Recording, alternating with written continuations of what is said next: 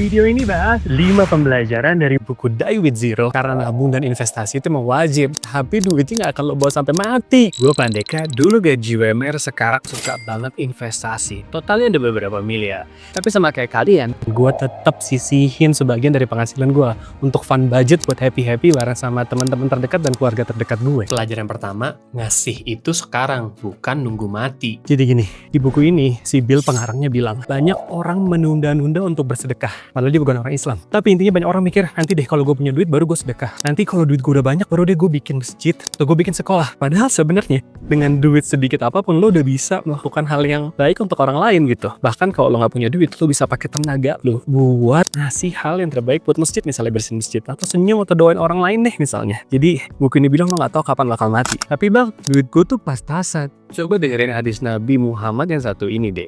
Sebaik-baiknya sedekah adalah sedekah yang diberikan saat kamu masih sehat, pelit, takut miskin, dan berharap jadi kaya. Justru pas lagi miskin harus banyak sedekah cuy.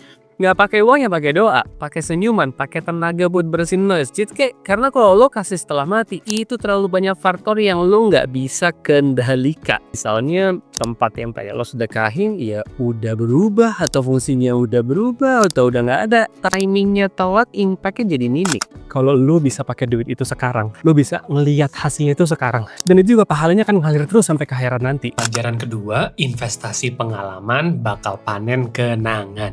Guys, nyokap gue udah gak ada.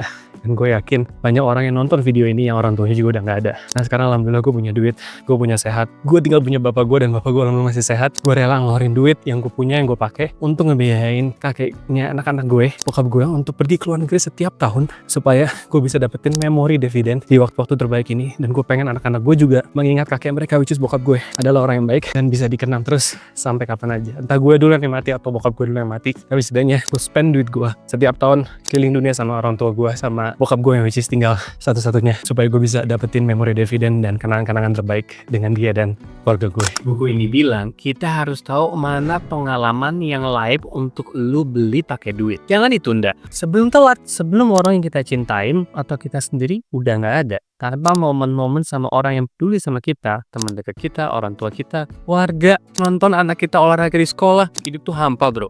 Bayangin deh, naik gunung bareng temen, terus ke Bali, punya momen-momen konyol, nyasar, kepanasan atau kedinginan, itu awet sampai 10-20 tahun ke depan. Tiap lu nongkrong, lu bisa cerita ulang, itulah namanya dividen emosional. Kenangan yang gak terlupakan itu mahal harganya. Jadi ya lu tetap harus rencanain masa depan, tetap harus investasi, tapi jangan sampai lu lupain nikmatin masa saat ini. Pelajaran ketiga, waktu, uang, dan sehat suka gak barengan.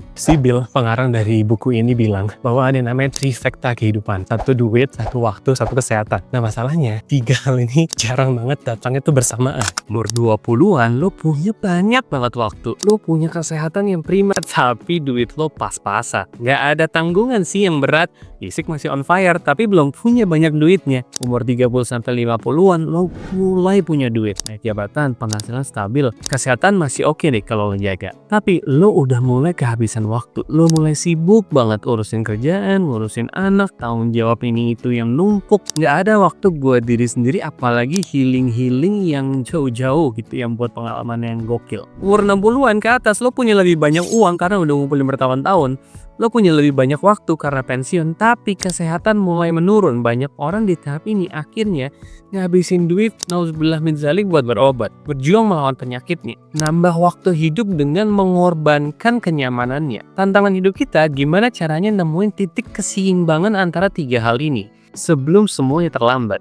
Pelajaran keempat, kesehatan dan waktu lebih bernilai dari uang. Buku ini bilang ketika lo udah punya uang, jangan tuker duit lo buat pamer sama buat gaya-gayaan untuk impress orang lain biar bilang lo tuh keren. Tapi pakai duitnya untuk tuker waktu-waktu terbaik bareng keluarga lo, sama tuker sama kesehatan lo. Contohnya gimana? Misalnya nih, lo dulu waktu pas susah makannya Indomie mulu. Indomie itu bisa bikin lo cancer kan, bisa bikin kanker dan banyak penyakit nih. Lo upgrade sedikit makanan lo, gak harus yang paling mahal, tapi itu bisa tuker duit yang udah lo dapetin capek-capek jadi kesehatan yang lebih baik. Masalah waktu gimana? Masalah waktu maksudnya lo harus tuker duit duit yang lo dapet itu untuk spend waktu-waktu terbaik sama family lo, sama keluarga lo. Kalau lo Sabtu Minggu setiap hari terus cuman kerjaannya cuman kerja doang, dan anak lo biar diem lo kasih YouTube, itu mah namanya bukan hidup. Itu hidup cuman buat bos lo doang. Kalau hidup bener-bener hidup, ya kerja. Tapi kalau udah di rumah, ya kita spend waktu-waktu terbaik kita buat keluarga kita. Simpelnya apa? Kalau lo udah punya sedikit ruang finansial, gunakan uang itu bukan buat barang baru, tapi buat dapetin lebih banyak waktu berkualitas bareng keluarga